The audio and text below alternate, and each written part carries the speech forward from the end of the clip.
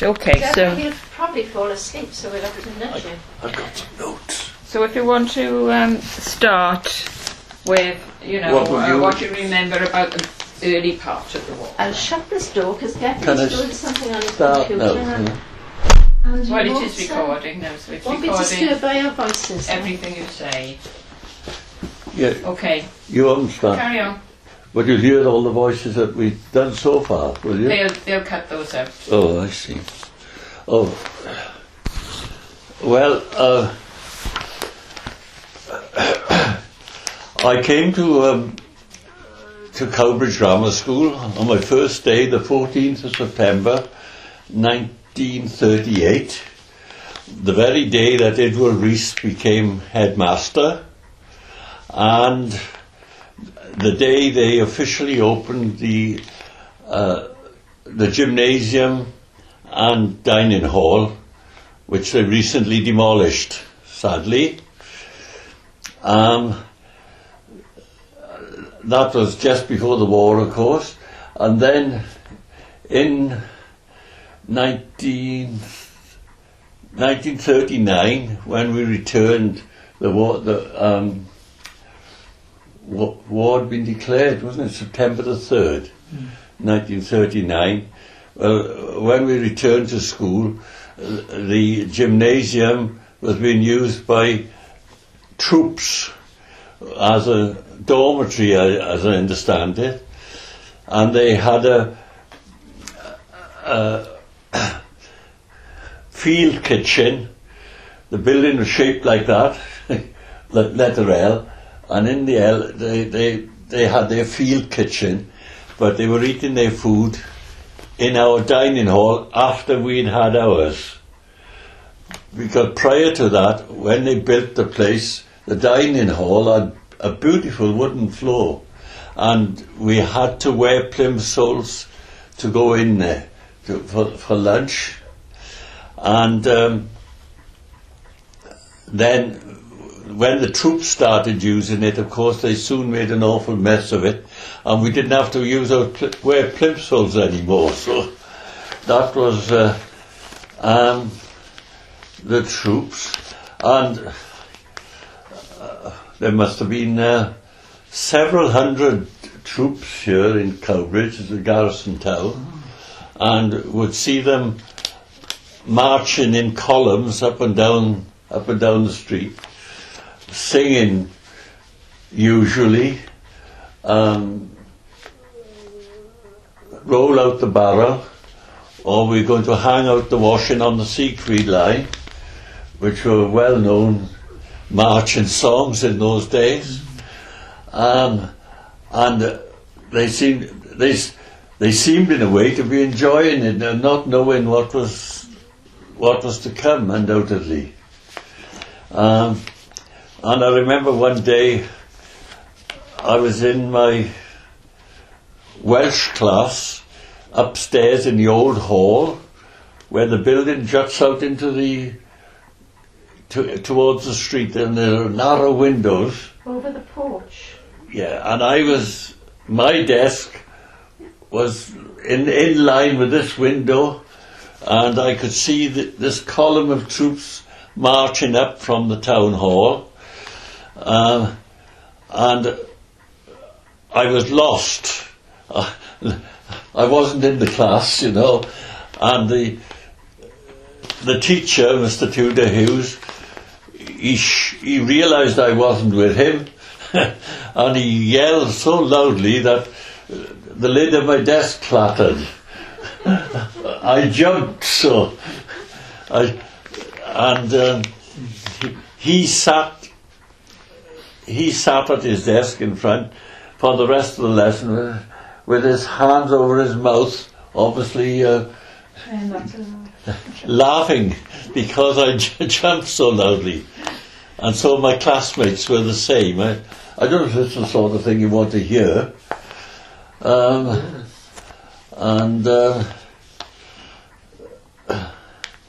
then I was travelling to school by train. You know where the station was, no doubt, of where Millfield Drive is now. and it's an engine and one coach generally, the train. Well, on this particular morning, as we were getting out the train, the station staff was saying, "Come on, hurry up, hurry up, hurry up." And it seemed that there was a troop train waiting under the bridge that goes over to Aberthin, and of course the bridge that goes on the A48 towards Cardiff. There was this troop train waiting, and as we walked down the station approach, there was this column of troops all the way along the station approach, which was quite long, of course, and down the main street, past further down to, where is it, where JB, the builders were.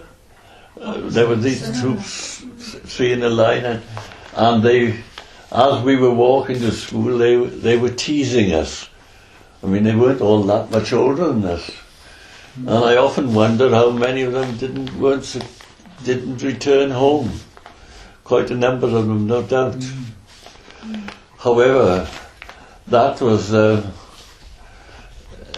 it was quiet afterwards. The troops had gone, and I recall quite early in the war, a little group of us coming from Ystrad and Maindy area to the cinema, the pavilion, as you know, it must have been some special film, I can't remember what, black and white only, of course.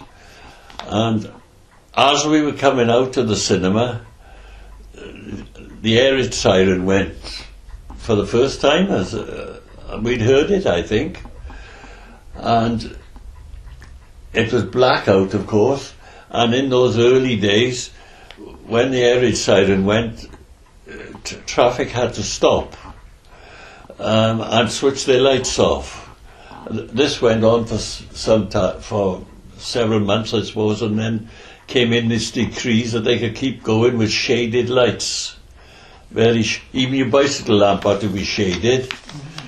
And however, this was a dark night. The buses stopped. We wanted to catch 10 o'clock bus, I suppose it was, because it was a good hourly service from here to Talbot Green in those days. The buses stopped, so we have to walk, don't we? And we set off in the dark, and near where the bypass crosses nowadays, by the high school, there was, what do they call it, barriers, or where the troops, the home guard really, I think it was. And as we got near there in the dark, there came this command, "Halt, who goes there?" And somewhat frightening, especially as there was supposed to be an air raid on. We didn't see or hear any airplanes that night. And the lady said, one quiet lady said, "Oh, it's my name is Mrs. I won't mention her name, Mrs. So-and-so." And another lady was a bit deaf, thinking she recognised the voice of one of these home guards, said, "It's me, you fool." But in spite of that, they let us through, and we had to walk home. You know. As for the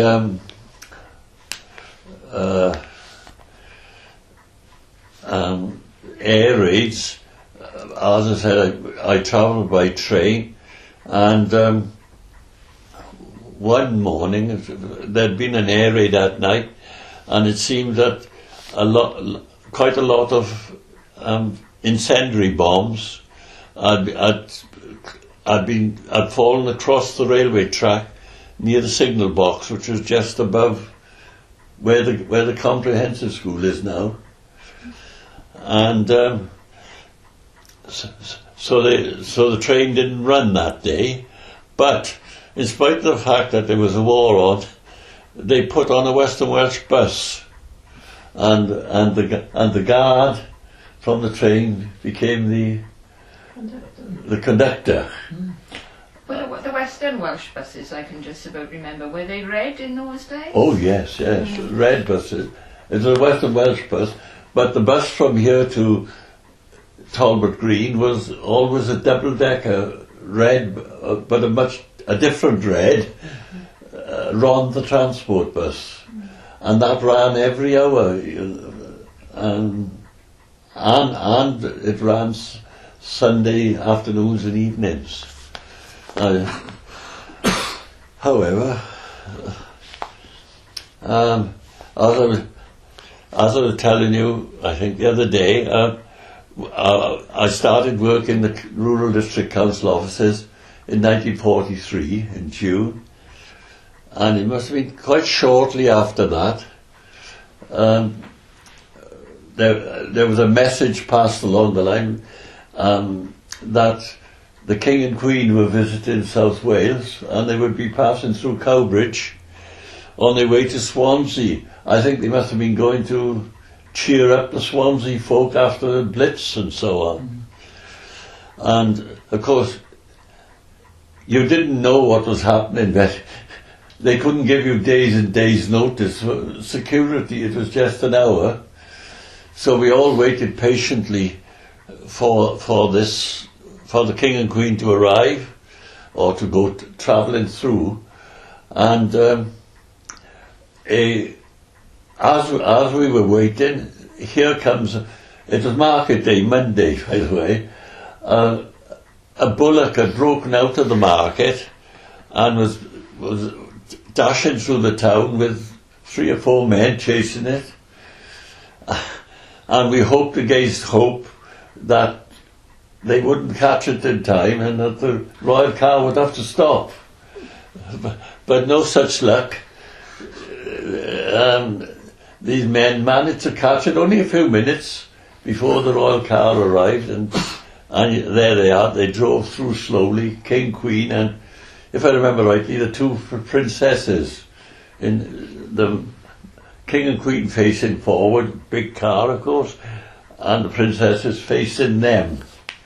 How old the Queen been then? 1943, she'd have been about 17, I suppose, 16 or 17, hadn't she? No, a bit more than that. That's right. 1926 she was born, 36. I'm talking about 43. Yeah, it would have been about 16, 17, isn't it? Before she went into the ATS, I expect. Well, we can cut that out. What else do I remember? Would you two, all 3 of you, really like a cup of tea? We'll go do it now, shall I? Yeah. Because I plus Alf needs something to Wet his whistle. To wet his whistle, yeah. Right. And see how it's doing so far. Oh, dear. There we are. Tell us again about double summertime. What did that mean? Oh, well, during the war there was double summertime, which meant that instead of putting 1 hour forward, it was 2 hours forward, and it was darker in the mornings, and it was in June, July, August, so it would be daylight until midnight and gone. And occasionally, if the farmer was busy, especially if there was any suggestion of rain coming, because there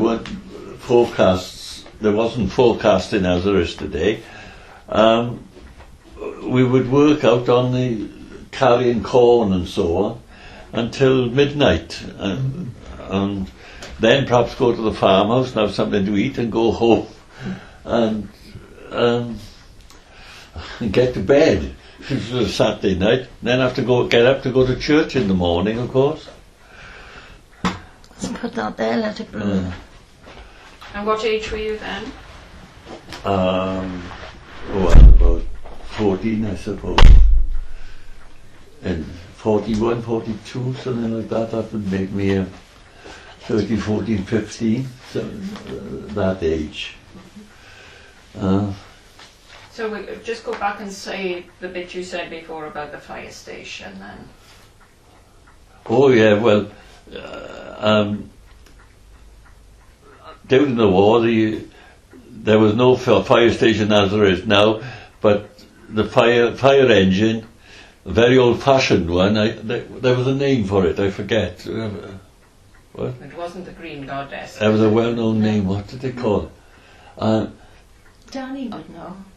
Yeah, well, yeah, and it was kept in that part of the lesser hall, which is now the kitchen, and I suppose the lounge behind. So whenever you passed there, and in those days also, the Cowbridge bus station was immediately outside the lesser hall. The double decker which operated from here to Talbot Green, and also the Western Welsh bus which operated alternately to St Athan and Llanford Major, parked outside the town hall, the lesser hall, and noting, of course, that there was no one way around the town hall then. In spite of the buses, traffic went both ways. So it would be quite a mess today, wouldn't it? And of course I remember initially the local defence volunteers, they called them in the early. I can vaguely remember seeing them practicing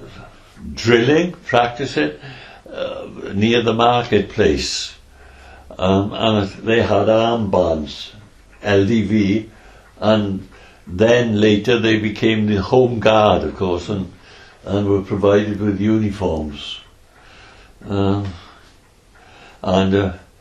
Mr. R.H. Williams, the chemist, was in command of the Home Guard. Very formidable gentleman was Mr. Williams. Yeah. And he was all, besides chemist, he was the local optician. So, what else? And Woodstock House, opposite the Mason's Arms, was the ground floor was the local food office, and it's surprising how many ladies mainly worked in the food office, and they issued an identity card. I think I got my old identity card here somewhere. I thought I brought it down. Well, I haven't seen it today. So I haven't seen it today. Yeah, but you have to go there and register. I thought we had to register at 16, but no, it was, my first identity card was registered at 48 when I was 1948. That is when I was 21. So it must have been 21. But we had to register when 16 to do something of national importance. In my case, having registered, I joined the ATC in Pontyclean. Yeah, you had to do something like that when you're 16. Is that too strong? There, make a quick stop now while you're doing this so that... Was there any real short... When you're ready, there's no rush.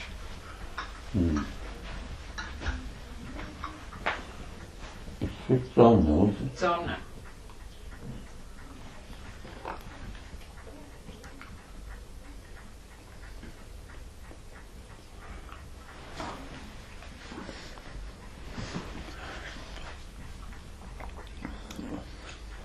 Well, Al-Bal was saying in March 1945, just a couple of months before the war ended, there was this great escape from Island Farm, WarGen. There was quite a programme on television about it recently, wasn't there?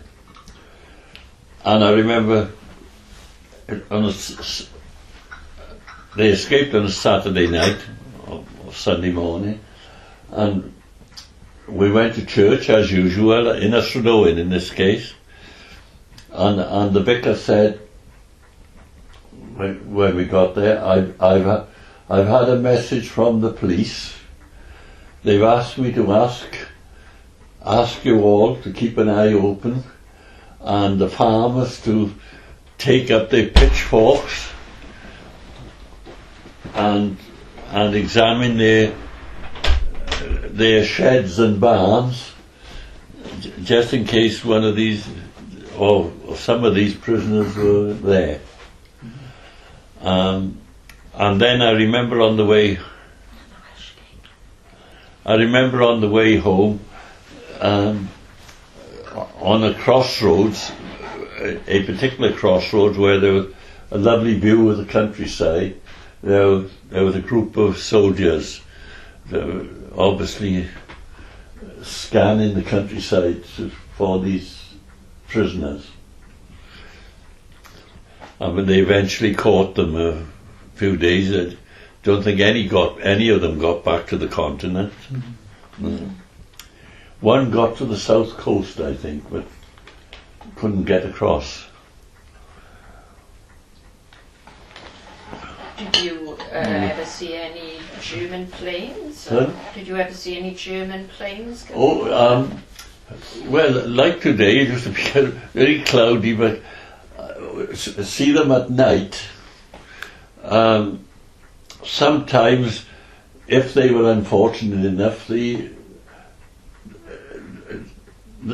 get in the cross of searchlights, searchlights crisscrossing the sky, and apparently if they got in where two searchlights crossed, it was very difficult to get for them to get away from it, and they would dive down one of the beams and try to shoot up the actual searchlight. I mean, when they were really raiding this country, they were getting these searchlights crisscrossing the sky the whole time. And I did see planes in where they got caught, and I saw a few in the daytime as well. And one I particularly remember was there seemed a break. It was a cloudy day, but there was a break, and could hear the planes, and he shot across this opening with the German cross on them. There wasn't a swastika, it was a cross on it. So and at night, of course, many a sleepless night, because they were, as I say, probably going to Swansea or Cardiff, or maybe going up to Coventry from France. I don't really know, or they were doing a circuitous route to avoid the defences. And you could always tell whether they were German planes, because they had their engines had a different chut chut chut noise, where our own planes had a straightforward sound. And this had to go on all night. It seemed, to lose an awful lot of sleep. And when I was doing my CWB, as we called it, 11 plus, not 11 plus, what they call it now? GCSEs. Like GCSEs? Yeah.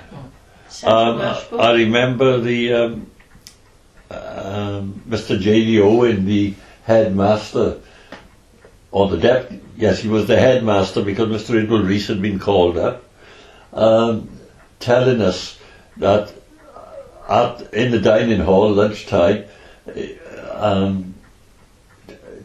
those of you who've got exams tomorrow and haven't got exams this afternoon, you better get straight home and get some sleep before the bombings, before the raiders start coming. So I think that was actually on my 15th birthday when he told us that, particularly to get home, get some sleep. Did you find? And I remember Mr. Colin Raggett, who was our history and geography teacher, telling us at the time Hitler signed a non-aggression treaty with Russia, so it would appear that he had no worries from the east. And Mr. Raggett said, well, he signed that treaty, he's got no worries from the east, he'll be here next week. That was very frightening, very frightening. And I had to walk home through the countryside, and I must say I was quite nervous at the time, in case there were German spies popping out of gateways or something. Yeah.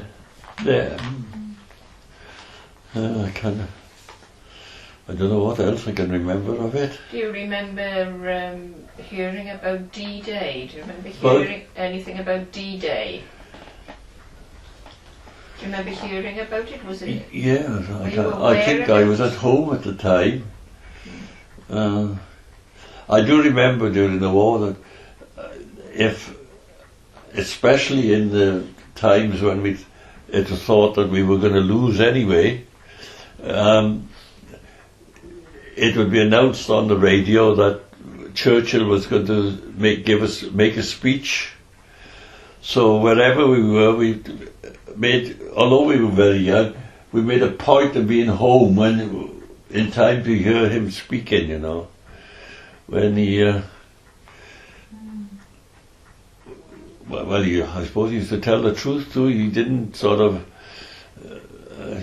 he told of things as they were, when, you know, that we were up against it, in other words. Although he was a tremendous encouragement, I think, to people. And what about the other one, Lord Haw Haw? Did you listen to him?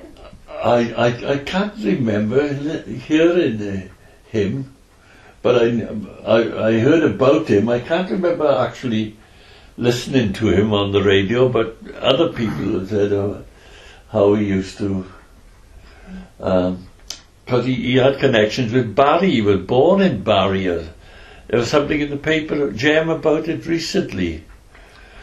And on one of his broadcasts, he said, "We know that the town hall clock in Barry is 10 minutes slow," or something, just to let him know that they were watching. That the Germans knew exactly what was going on in Barry, because Barry was a very important port. Yes. Yeah. I suppose any docks area was important. Yeah, I suppose they were still exporting coal, I suppose, or certainly munitions and that sort of thing. How did you celebrate the end of the war? I can't really remember. Oh. Was it a slow build-up? You knew it was coming to an end? I'm not sure, but I can remember an ox being roasted at the marketplace, behind the market. What do you call the market? The Mason's Arms, as it was. Yes, the marketplace it's called.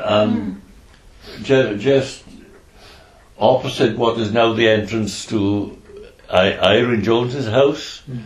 On that area there was this big spit thing, and this, well, whole animal it was, a bullock or something. They were turning it and basting it, and I can remember that much. I'm not sure whether that was for VE or VJ Day, but I certainly came to Cowbridge for that, to see that. Were you at all disappointed that it had ended before you had a chance to... Well, I was called up between the two, I was 18, in July.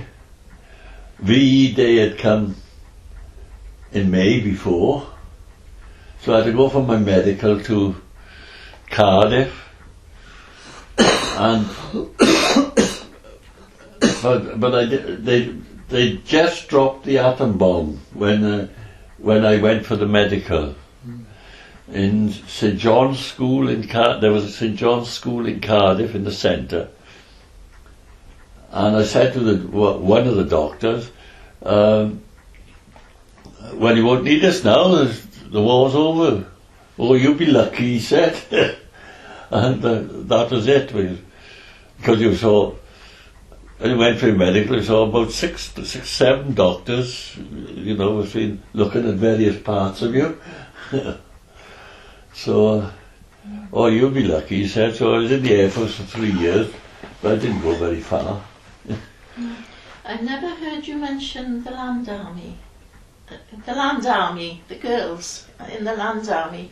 I suppose they were around here because they were around. Oh yeah, see the Land Army girls around. Yeah. You would see them on the land and that sort of thing. They were. There was a hostel for them at Bonvilston, I think. They weren't local girls, were they? Not really, no. They could have been from anywhere, I suppose. Yeah.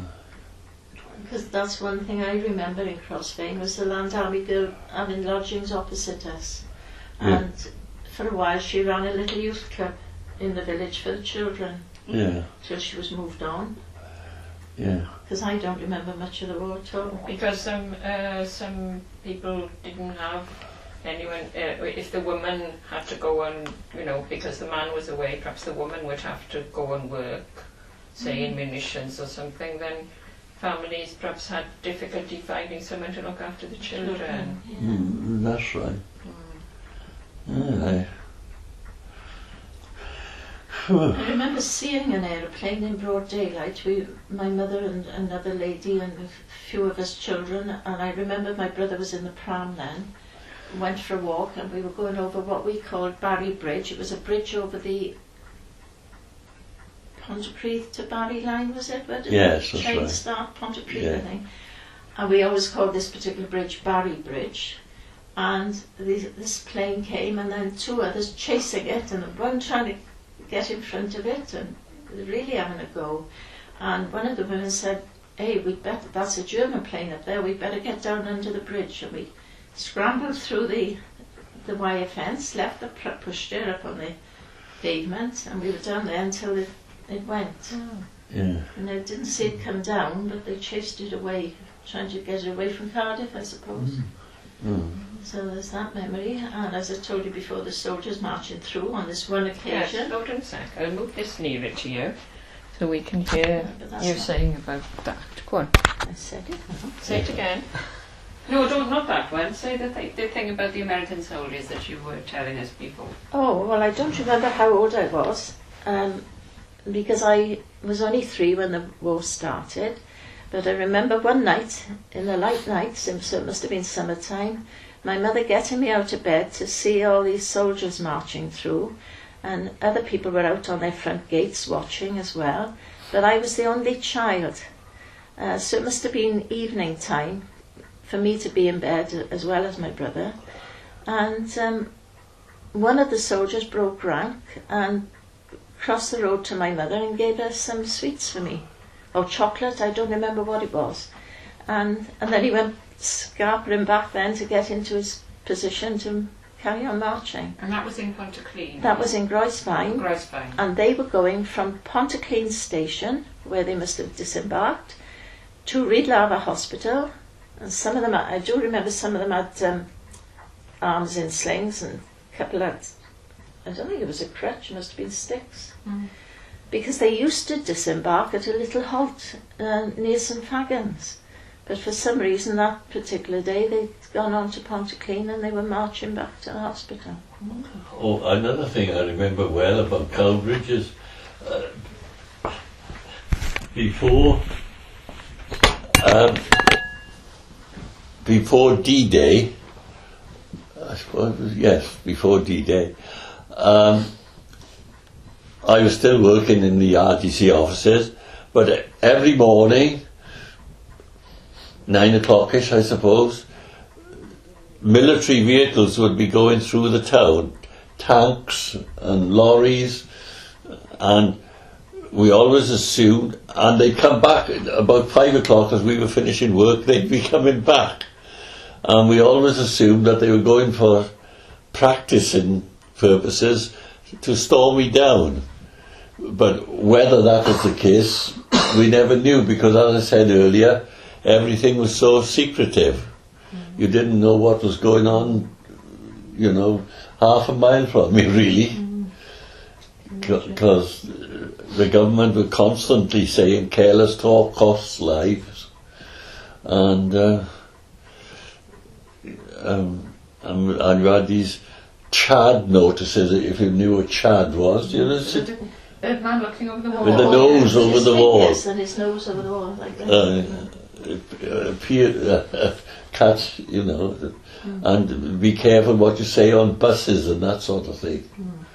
But we always assumed that all these military vehicles going through morning and come back in the evening were something to do with getting ready to invade the continent. Yeah. Did you feel frightened during the war? Did you what? Apart from the time your teacher frightened you by saying that Hitler was coming next week, at the rest of the time, did you just carry on as normal and forget about the fact there was a war, or was there an atmosphere of... No, you couldn't forget that there was a war on, of course, because of a great deal of the aeroplanes passing over at night and so on, and keeping you awake. And of course, you had to have your ration book. If you bought a few sweets, the shopkeeper had to take the coupons, and the grocer and the butcher, they all had to. So you had to be aware of or if you bought a jumper, you had to give up your clothing coupons. So you were constantly aware that there was a war on. Couldn't just carry on as if there wasn't one. And as I said earlier, we were expected or asked to go and help on the land when they were carrying corn and harvesting. Yeah. You haven't mentioned evacuees. Yeah. Oh, I remember the evacuees coming. I was living in Austradowen, and that would have been, I suppose, September 39 or very soon after. I remember the buses bringing them from. They were dropped off at Llantrisant railway station, or Pontyclun as it is now, and I remember being at Austradowen and seeing the buses bringing the evacuees to Cowbridge, where they were met by the people who were to receive them, and where they were allocated to, say, to your house, and off you had to go with these couple of strange children. Yeah. And there were quite a lot of evacuees in the area, of course, and filled the schools up quite a bit until the parents thought it was safe enough to in some cases to come and fetch them. A lot came to, and after the Blitz in London was over, a lot of the parents came and fetched their evacuated children, or the government sent them back, I'm not sure. And I lost my train of thought now. So they went back to London? Yes, but then the Blitz ended, and after a while they started bombing London with these V1 bombs, and then the V2s, which were unmanned things, of course, and terribly frightening apparently, and of course they brought children back then. And came back. Did Yeah. you say some came from Kent? Eh? Oh yeah, Gillingham, Rainham, Kent, most of the evacuees here were from. Rather, but the V1 evacuees and V1 and V2 evacuees came from London mainly, I think. The ones that we hear. Right, I think that's very good. I don't know. We've Thank done you well very there. much. Yes, Well, can we make something of it?